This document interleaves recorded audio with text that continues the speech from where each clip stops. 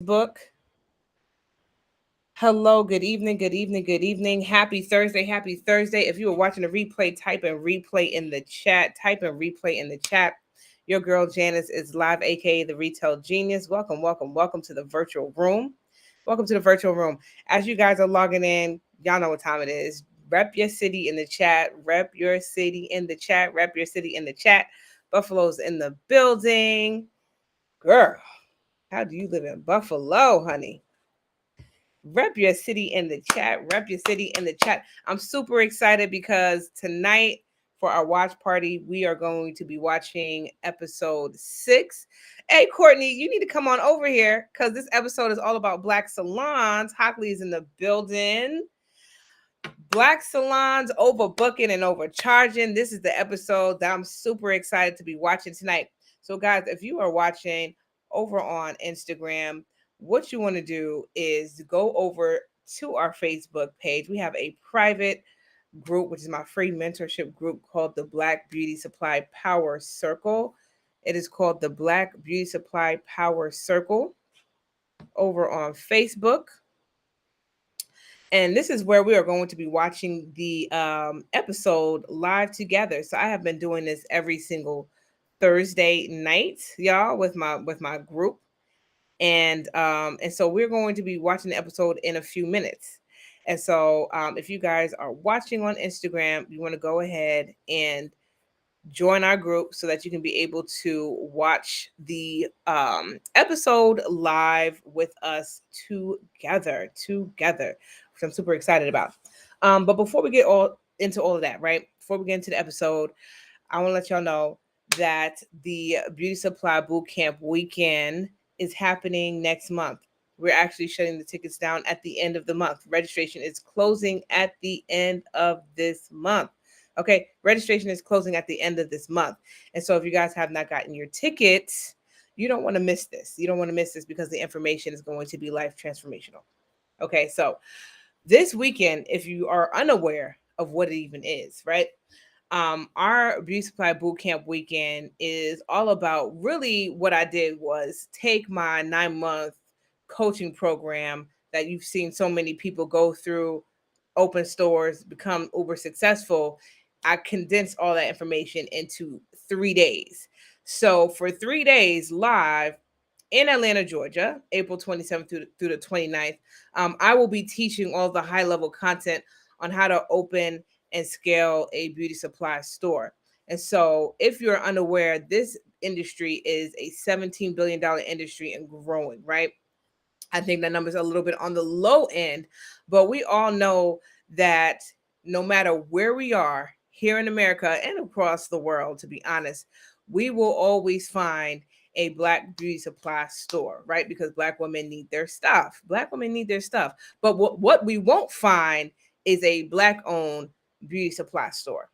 This is what this movement is all about. This is why this weekend is very, very important. Because for the past 3 decades, we have only seen what? Asian owned beauty supply stores, Arab owned beauty supply stores. We rarely see Black owned beauty supply stores. We are just now seeing Black owned beauty supply stores, but there's not enough of them, right?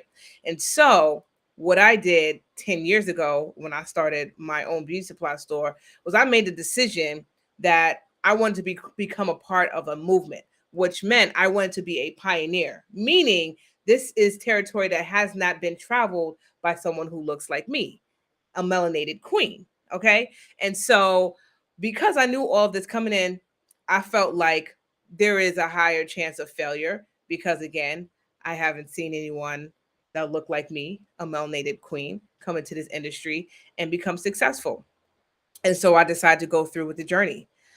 I linked up with a melanated king on the other side of Queens and was able to like really network with him and really get started and really learn the game. And 8 years later, I did the same thing.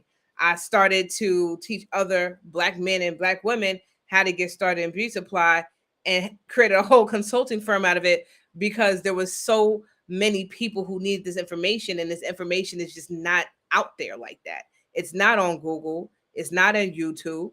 You know, the information that is out there is regular textbook stuff, but it's really not information on how to break into this here beauty supply industry where it has been dominated for over 3 decades. How do we do that? It's a different game that we have to play as Black entrepreneurs trying to break into an industry that has been historically dominated. This is why this weekend is important, because in this weekend, behind closed doors, we're able to transfer this information, right? We're able to have these conversations of how we do this and how we do this in a successful way. Because it's not about just opening stores. It's really about creating generational wealth and creating stores that are going to be successful and creating a blueprint and a framework that can allow you to open multiple stores. Okay. So a lot of our clients in their first 3 years and under 5 years have been able to open stores, whereas most American businesses actually fail within the first 5 years. A lot of our clients are on to their second and third location. That's because they had a blueprint that worked. Not everybody's blueprint works. Okay, so let's be clear on that. Not everybody's blueprint works, right? And so whenever you guys are looking for some information, a mentor, a coach, or whatever, you just want to make sure that their blueprint is a blueprint that has been tested, not just for them, right? Not just for their store. And let me tell you why that's important for me to point out. Because what someone has done for themselves is going to be completely different from what they could do for you. That's why I'm not a big fan of people going and spending money for peer-to-peer coaching and peer-to-peer mentorship, meaning going to another store owner for said mentorship.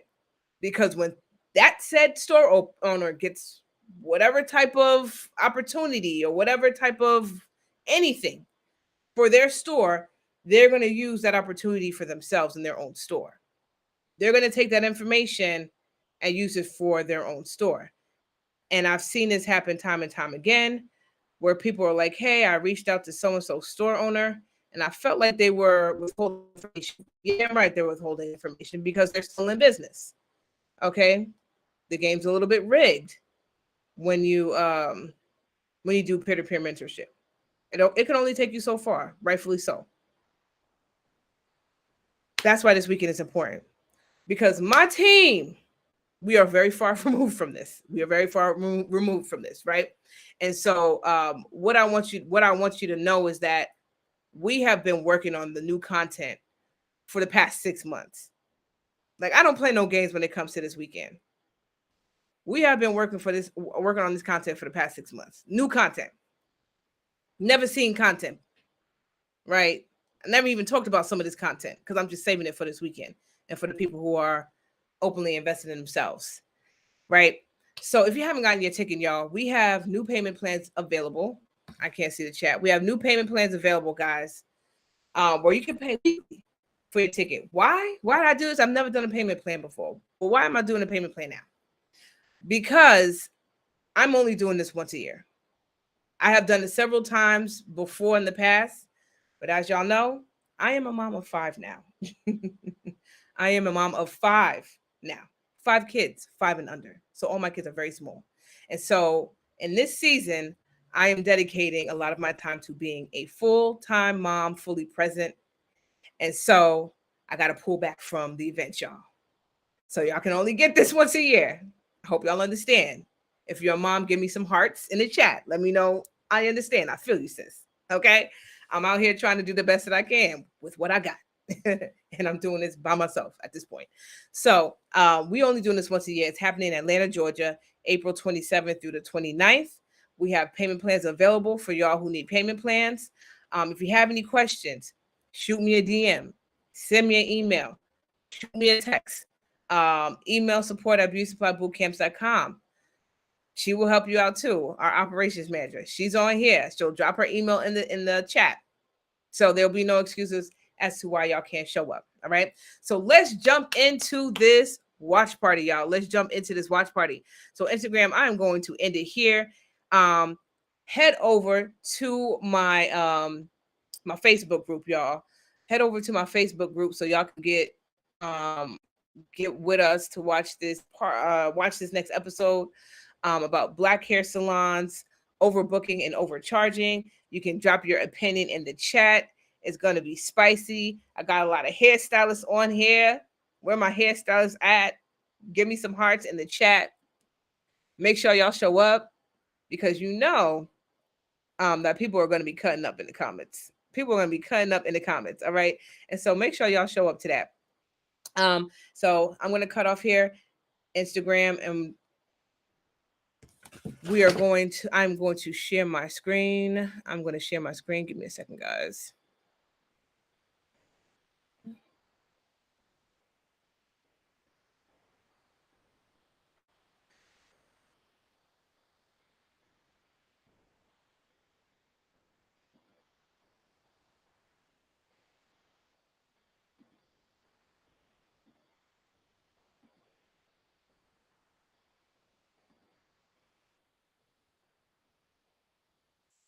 Ruthless.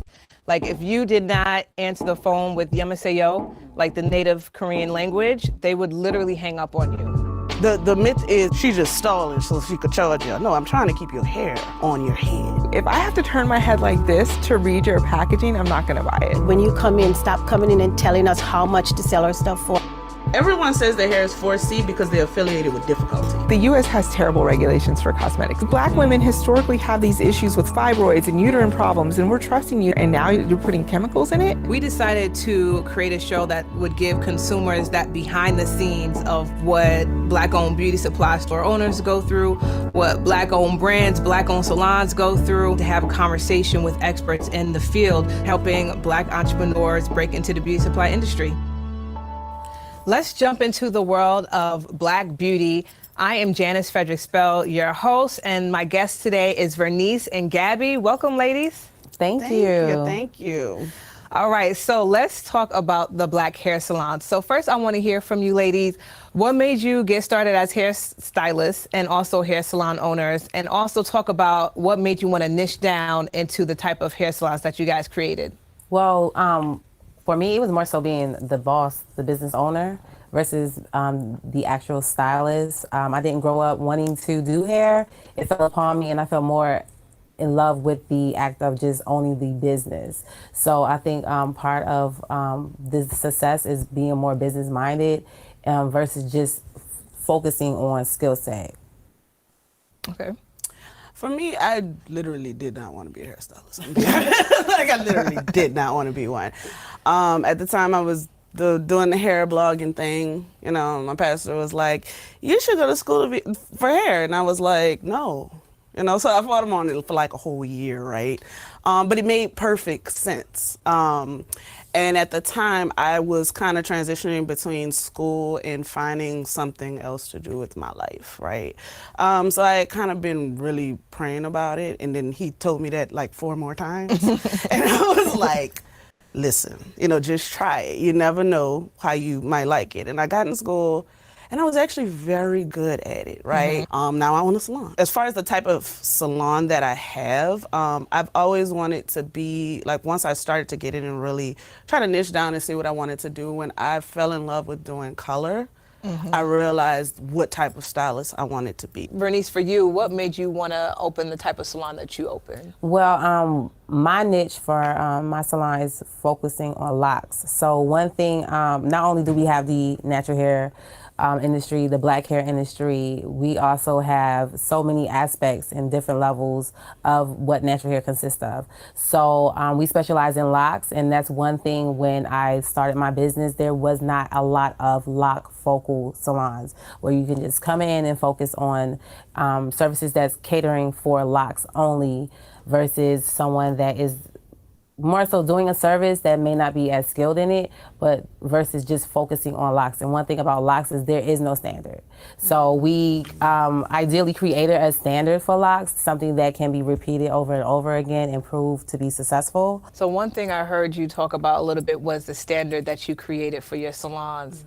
And fast forward to now, where it seems like a lot of hair salons have lost standards. Let's talk a little bit about that, and maybe you can speak a little bit about the misconceptions that a lot of hair salons have today.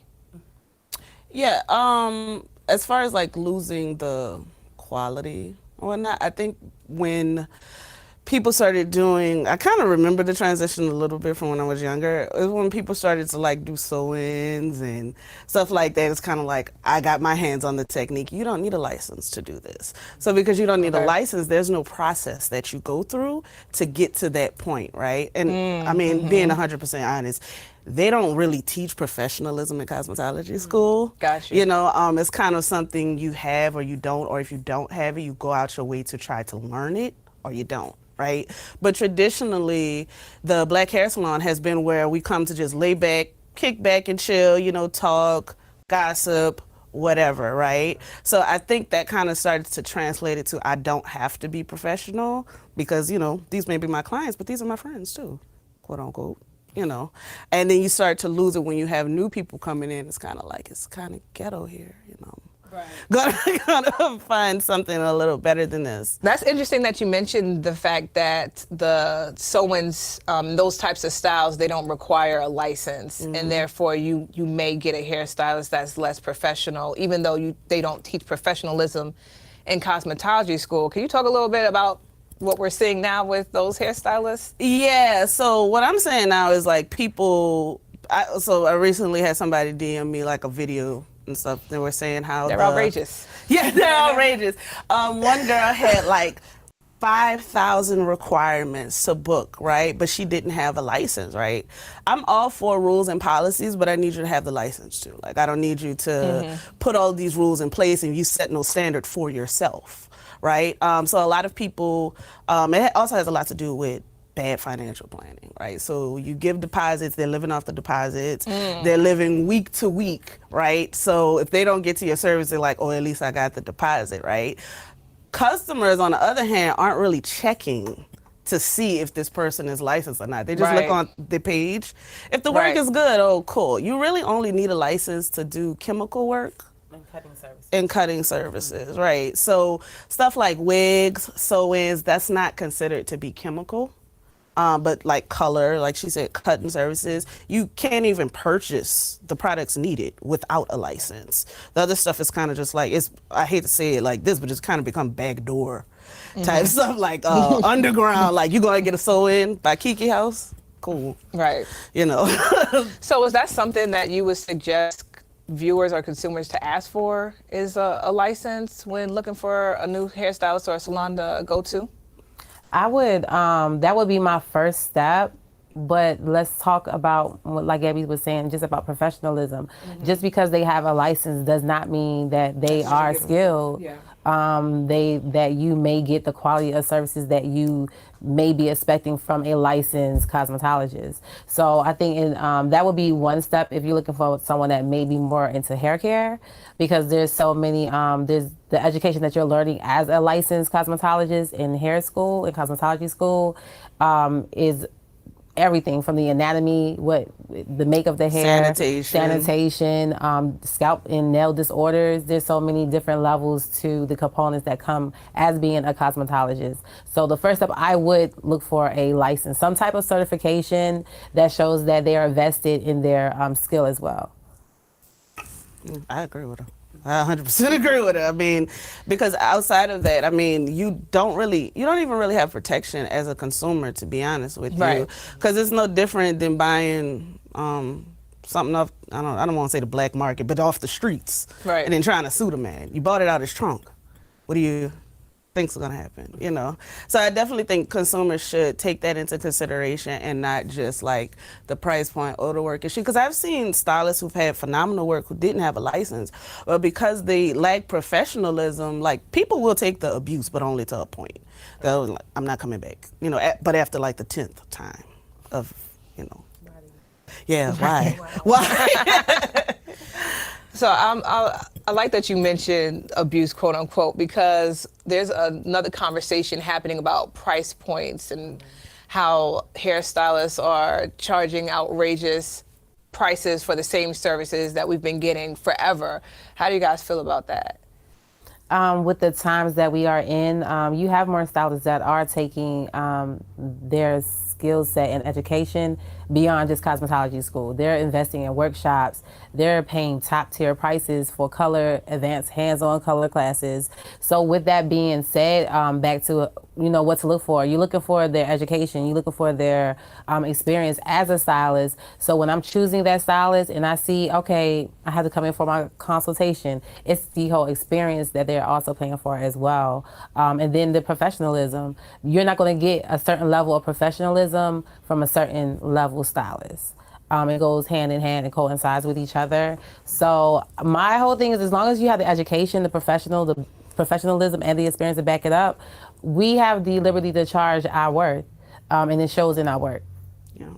So I definitely believe in charging your worth, but I also feel like you need to be worth it, right? So if you just started doing the service, and let's say market rate for it, I don't know, it's maybe like $150. You cannot jump to just $500 just because you did it, right? When I first started doing extensions, I practiced for about a year and a half before I actually even started offering the service, right? But I also have invested close to like $10,000 into learning that one technique, right? So I don't believe in charging if you don't have the skills to match it. You kind of need to know what level you're on. But I also don't believe that hairstylists can price gouge, because this is not a necessity. It's a luxury service. You can go buy a wig. I'm sorry. You don't. It's a choice. You see what I'm saying? Like a necessity is water at your house. Electricity at your house. Not So coming to the hairstylists salon. can charge whatever they want. There's levels to everything. There's Walmart, there's Dollar Tree, there's Target, there's Chanel, This is true. there's Birkin, same thing. So at what point does it become overcharging? I don't think it Like, does, never? to be honest with you. Okay, Because I know a hairstylist who charge $5,000 for extensions, and that's her starting price. Like, that is literally her starting price, and clearly people are paying it. I think you just need to find what you want to pay for. There's what we would call price gouging in every market, I believe. Because there's things that I find value in that, I'm going to pay. It doesn't matter. And then there are things that I'm like, no, absolutely not. And then you still, again, you have to match the skill set with the price. Right. Of course, someone that, in my business, we have senior level stylists, we have junior level locticians. So someone that's just coming in as a new stylist, we are only doing demo clients at this kind of price, because we know that their skill set is not up to par with the senior level locticians. So again, skill set, but yes, there is no standard. So yes, even though she does not have, or he does not have the skill set, they can still say, this is what I charge. And it's still up to the consumer on whether or not, based off of their research, if they want to spend. But there's a budget for everyone. And there's a stylist for everyone as well. So that's something to also consider when you're talking about, well, is this stylist worth it? Is this style worth it? So Vernice, you mentioned in your salon that you guys have tiered pricing. So tell the consumers, how does that work? So we have tier pricing as well as tiered services. So stylists coming in, whether they are experienced or less experienced, whether they have a license or not, there's certain services that they can or cannot do. Second, depending on their skill set and how we trade them to our standard, is going to be determined which prices that they are able to do, whether it's a demo price or a full service price. And that's where the tier comes into place, because those who are not as experienced, we're charging a lesser price. We're letting the client know, listen, we do have a lock apprentice here.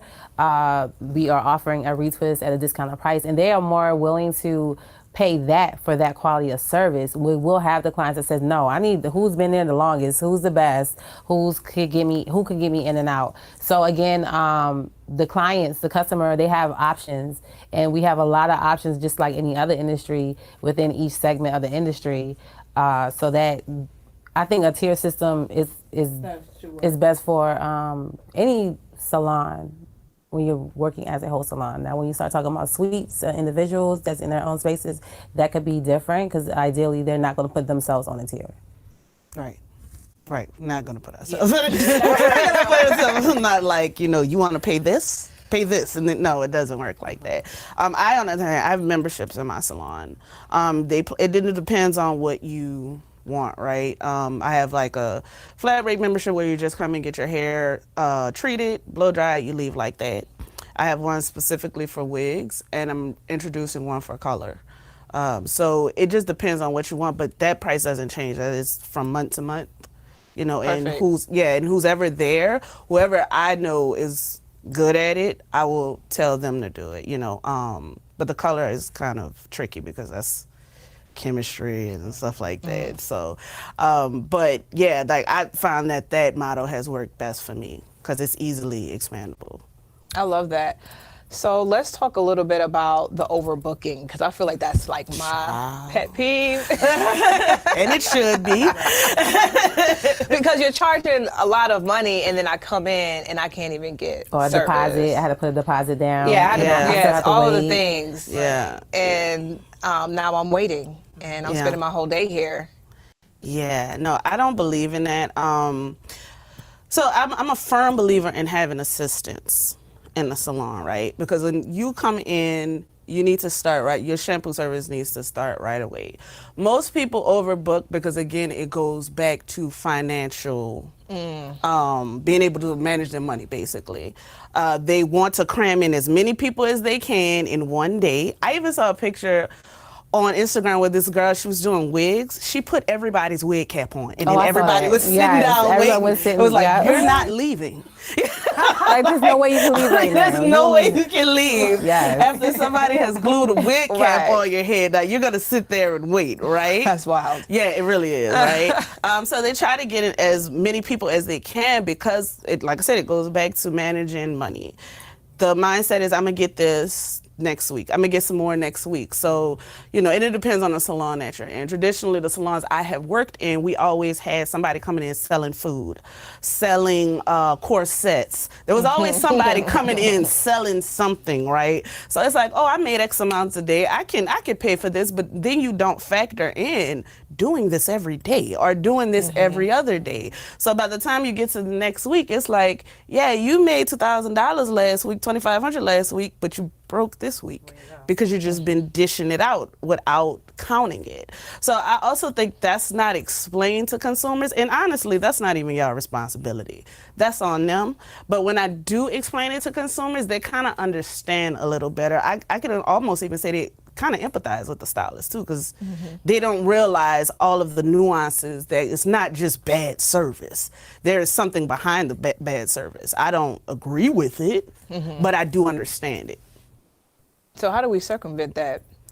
They need to get better at finances, basically. And it's time management as That well. too. One thing about the black beauty industry and our black salons, that's how we started on the hustle. We had the kitchen full, everybody lined up. So that's also more of a tradition that we as black owners or black stylists tend to do out of generation. Yeah. And so what's going on now is how do we compete against our other counterparts? And it's incorporating a system, time management. The system is going to help you balance out your financials. It's going to help you balance your time. Not being stingy. Get you an assistant is here to help. Sometimes we want to keep it all. We don't want to give the $5 to the shampoo assistant. Not the $5. Yeah, the $5. That's gonna bring you a whole nother $150 because you're gonna save so much time on just the basic parts of the service where you was able to do more clients that day versus having them stacked back to back or on top of each other. And then now I think for me it's still overbooking and requesting a deposit, and I'm still coming in late and someone else has my appointment time that I put money down for. I definitely agree with consumers that it's enough is enough. It's a little ghetto out here. Yeah, it is. It's a lot, right? Ghetto. And it's crazy because at the same time, we want our clients to respect our time. Oh, if they're 10 minutes late, oh, you're canceled. Yes, No you're deposit. canceled. You Sorry. can't get your deposit back. But when it's on our end, it's like, oh, hey, Miss Jackie, I'll be with you in about 20 minutes. No, it's not acceptable. Yeah. So I think the time of overbooking is kind of, I don't know. Is it that bad? Oh, absolutely. It was bad. Okay, so we have a standard. We don't do overbooking But here at it's also Shayla. exposure and proximity, right? Okay. I can say for me, I used to work for Joyco. I used to work for that color company. And being there, I worked with less melanated folks, right? And I saw how they worked. A lot of them own salons. They would explain stuff to me, and I'd never heard that. In a black salon. Well, honestly, to be completely honest, one of the reasons that I was vehemently against being a hairstylist because I thought they were poor. That's all. I thought they were poor. Poor and Like I don't make really money. did. So being around those people, like so for example, I was at a hair show working, right? They had like a $7,000 bowl.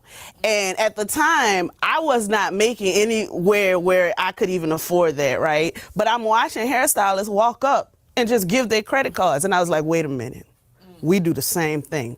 This math is not mathing. Right. Something is wrong here, right? So then I started to really like ask my coworkers questions. Well, what are you doing? This, that, and they started to explain it to me, and it started to make sense. But prior to that, my only exposure to the hairstyling world was in black salons. So do you think that they were withholding information from you? What the black hairstylists and the black No, salons? I really believe they don't know. They didn't know. They don't know. They don't know? Okay. They really don't know. And it's a cultural thing, right? Like there's this thing where this idea that a white person or an Asian person or a Hispanic person can't teach me anything about my hair. Well, that's absolutely false. I learned color from everybody else. I didn't learn it from us, right? Because in that, what color is color. It doesn't matter, right? But because I was exposed to that, I was also exposed to a different way of thinking, a different way of looking at the salon. Because what I heard you talk about is that you were taught some of like the business aspects from people who did not look like you. And I'm just curious, where did... You kind of have to go to those people to learn it. But if you're closed-minded and you feel like you can only learn from me or Vernice, you won't learn those things. I believe I learned when it comes down just to texture, I received a better understanding working with other races when it comes to texture.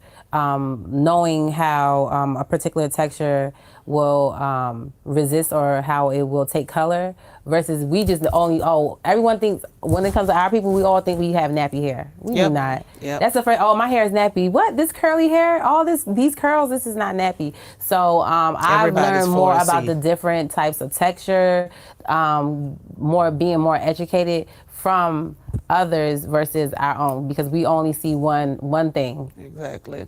And some of the most successful black hairstylists that I've met, the common theme between all of us, we learn from different races. So how do we bridge that gap? Child, that's a great question. Because I don't think our viewers are aware of that, because I wasn't. Yeah, that's a great question. So when I'm doing my classes, my online academy, I actually, even in my free trainings, I tell them like, go learn from other people. Stop being so closed-minded. But it's such a hard thing because it's like they're looking at the person like, you don't look like me. You can't tell me anything about my hair. They'll circle back and come ask me again. And I'm like, you're still not getting it. Still not learning, where you need to go. So for example, right, Bronner Brothers is what, like $50, $90 to get in? The other hair shows are like $600. Wow, yeah. $200, $300. But in the black salons, you're in proximity to the person next to you. If they're going to Bronner Brothers and the next person's going to all y'all know is Bronner Brothers, right? Right. So when you see a ticket price at $600 versus $50 or $90, you're like, well, what am I paying for when I could just go to Bronner? Everybody else is going to Bronner and get the same thing instead of Behind the Chair or Premier or something like that, where there is diversity, but there's not as much diversity as you would think with it being a hair show. And do you think a part of that problem is them wanting to just do black hair as well? I think it's them wanting to be around their people and uncomfortable around the other ones. It's definitely about comfort. Yeah. Because the same, you could go on a set and the whole crew is like Caucasian, and you will take this stylist that probably went to cosmetology school in high school in the city, and she will feel uncomfortable flat ironing flat iron a Caucasian person hair versus someone that has a wig on? Why?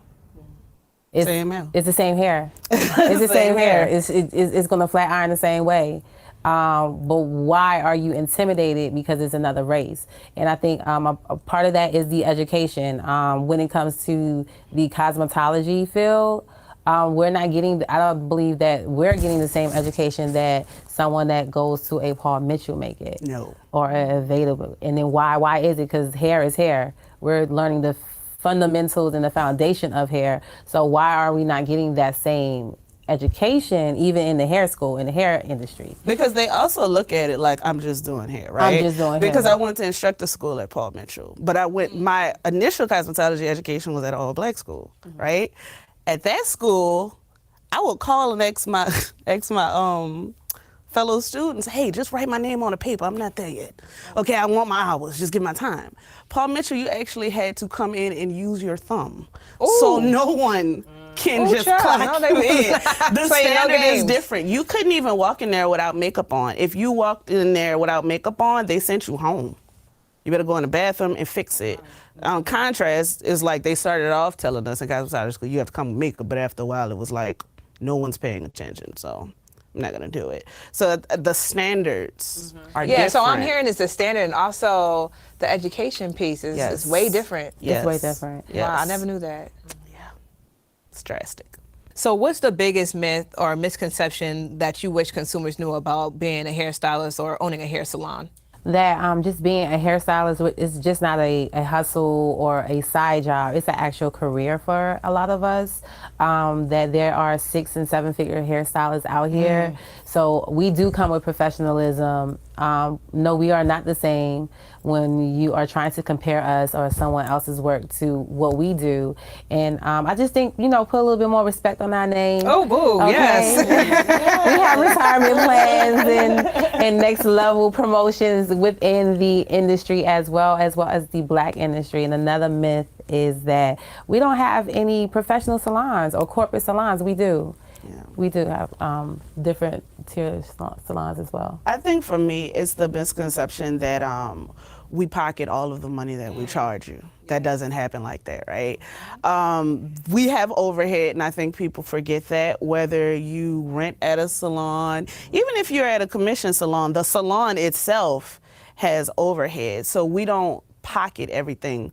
And it's constant expenses. It's constant, right? So people just see the style and the finished product, and they're like, wait, that was what? But if you have extensions, I had to pay for those extensions. If you have color, I had to pay for the lightener. I had to pay for the color. If you have extensions and color, I had to pay for the extensions and the color. Yeah, because that's ain't come for you. Yeah. In your comments, Gabby, I be feeling bad for my friends. And on top of that, like, especially if you're independent, you don't have health insurance. You're paying for that out of pocket.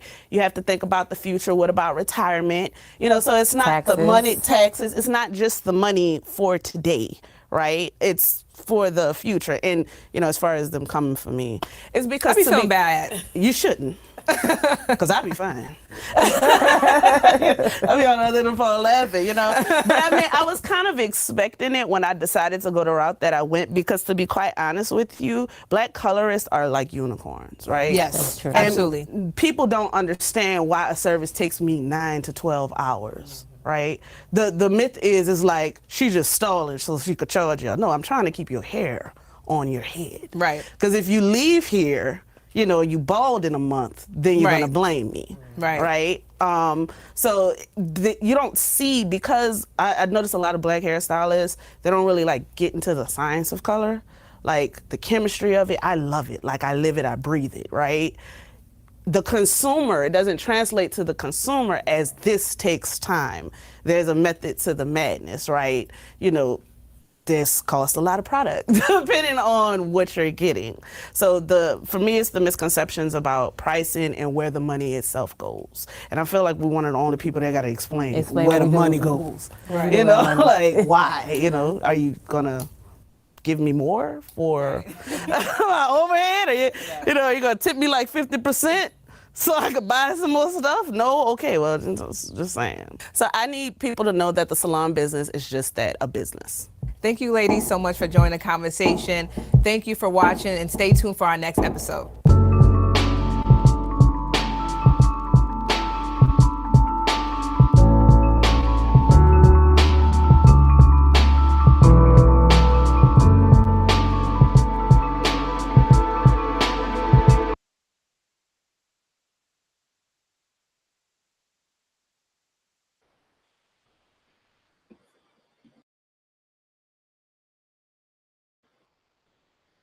All right, all right. What did y'all think about that episode? If y'all was feeling that, give me some hearts in the chat, throw some fire emojis, give me a comment. What did y'all think about that episode, y'all? Let me know in the comments. Black salons overbooking and overcharging. So I know we do have quite a few hairstylists, barbers, just service providers in general on this page. So I would love that even if you're watching the replay, type in the chat what y'all thought of this episode. Wasn't the conversation good? Wasn't the conversation good? So I wrote down a few things as I always do. But there were certain things that they said that is applicable to being a beauty supply store owner, right? A lot of misconceptions, um, rules, like having rules in place for certain things, especially if you are going to have a beauty supply store that has a salon in it. I had a beauty supply store that had a salon in it. My stylists were well, I did stylist and I did commission. I was open for a while, so I did a combination of both. And I get this question all the time, like, I want to open a beauty supply store because I am a hairstylist. I want to come from behind the chair. I want to open a beauty supply store, but I still want to have like 2 booths, 3 booths, and rent them out, or just have a booth for myself or whatever, right? But I do get a ton of hairstylists who want to retire from being a full-time hairstylist into something a bit more passive. And beauty supply is definitely more passive than working on somebody's head 7 days a week, 8 hours a day, whatever it is. Um, and so what I will tell you, for me, in my opinion, and if you have a beauty supply with stylists, I would love to hear your opinion.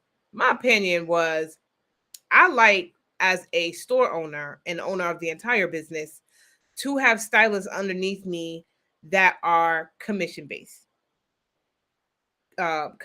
right? Not somebody who's paying booth rental or anything like that. And I'll explain why. I'll explain the pros and cons to both real quick.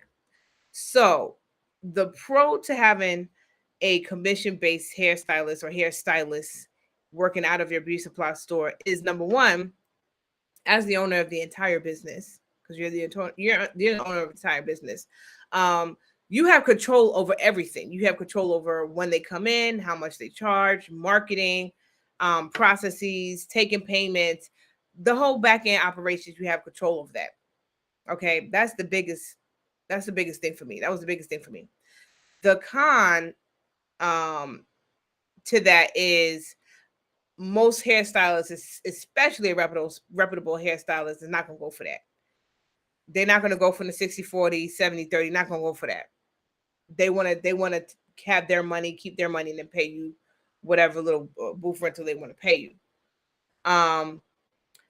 The pro to having booth rental is that you get that consistent money every single week or every single month, however you decide to do it. Right? It's predictable. You can count on it, if you can count on hairstylists, of course. And it don't change. You know, if it's $150 a week, it's $150 a week. If it's $250 a week, it's $250 a week, and you can count on that money every single week. So if you have 2 people, you can count on $500 every single week. And for me, when I was doing the rental, booth rental, that was like my little paycheck. You know, that $500 or $1,000 a month or whatever it was, that was like the little money that I used to pay myself, and I liked that it was predictable and steady. So that was the pro to that. But again, on the flip side, I had to deal with a hairstylist that felt like, because she was paying me rent, that she could do hair at 3:00 in the morning, which means I had to be there at 3:00 in the morning. Why? Because I only had one entrance and one exit. And so if I know that I have one way to get in, one way to get out, I'm not going to have people here going through my beauty supply store, stealing my stuff because it's 3:00 in the morning and nobody else is here. And if the hairstylist has a customer who's stealing, they're not going to be accountable for what that person is doing. That is the first thing.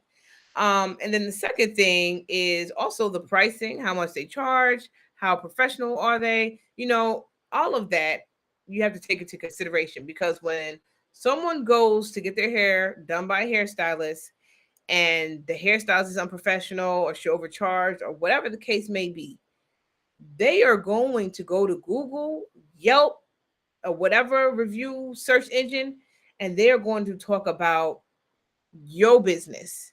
They're going to talk about your beauty supply store. They're going to say, I want a so-and-so beauty supply and the hairstylist there, da, da, da, da, da. But they are going to give your business a bad review. They're going to go underneath your page. They're not going to sit there and try to find where the stylist at.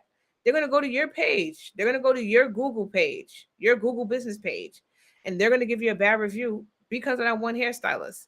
And so because I know that people do that and they're going to talk bad about my business anyway because of this one hairstylist, I would just prefer to be the one in charge of how things are going to be ran in this hair salon by hiring people on commission. Let me know if that makes sense in the comments. Also, let me know if you do have a hair salon in your beauty supply. Are you doing commission or are you doing booth rental? Booth rental, again, is easy. You can find anybody to do booth rental. It is hard to find someone to work for you under commission. Okay, that's my 2 cents on it. The second thing is just making sure if you do have hairstylists that they are licensed, that they have a certain level of professionalism, and that they represent the brand. Because again, when people make reviews, they're gonna make reviews off of your business. They're not gonna say so and so stylist on a review. It's not going. It don't work like that, y'all. So just be very careful if you go down this road. Be very, very, very careful if you go down this road. Deanna says, so true, makes sense. Yes. So yeah, guys, let me know in the chat if you guys like this episode. Thanks so much for hanging out with me tonight. It was good to see all of y'all. We will be back next Thursday, same time, same place for episode 7 of the Black Beauty Takeover.